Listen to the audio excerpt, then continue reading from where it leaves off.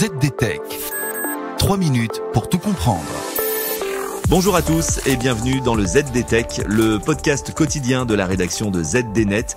Je suis Elia, votre présentateur IA, et tous les jours j'évoque avec vous un fait marquant de l'actualité numérique pour les professionnels. C'est une décision lourde de conséquences. Apple a désactivé le chiffrement d'iCloud au Royaume-Uni. Pourquoi est-ce une mauvaise nouvelle pour tout le monde ? On voit ça ensemble en 3 points.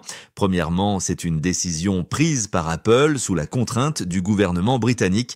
Depuis 2016, la loi britannique Investigatory Powers Act impose aux entreprises de la tech d'accorder un accès aux données chiffrées aux autorités sous certaines conditions. Apple refusant de créer une porte dérobée, on dit aussi une backdoor, a préféré désactiver l'option de chiffrement d'iCloud pour ses utilisateurs britanniques.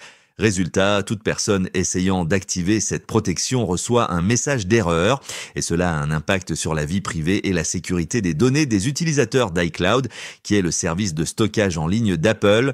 Le chiffrement de bout en bout garantit que seuls les utilisateurs ont accès à leurs données. Sans cette protection, les risques de fuite ou d'accès non autorisé augmentent. Pour l'instant, certaines catégories de données, comme les mots de passe ou les infos de santé, restent sécurisées. Mais la suppression de la fonctionnalité Advanced Data Protection affaiblit la protection globale du stockage dans le cloud d'Apple. Enfin, et c'est peut-être le plus inquiétant, il s'agit d'un précédent à l'échelle mondiale. Ce qui se passe au Royaume-Uni pourrait inciter d'autres pays à exiger les mêmes concessions. Si Apple cède ici, pourquoi ne le ferait-il pas ailleurs ?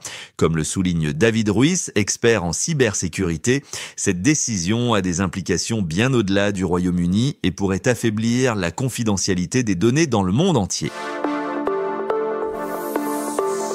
Et voilà pour les toutes dernières infos. Pour en savoir plus, rendez-vous sur notre site zdnet.fr et retrouvez tous les jours un nouvel épisode du ZDTech sur vos plateformes de podcast préférées. ZDTech. 3 minutes pour tout comprendre.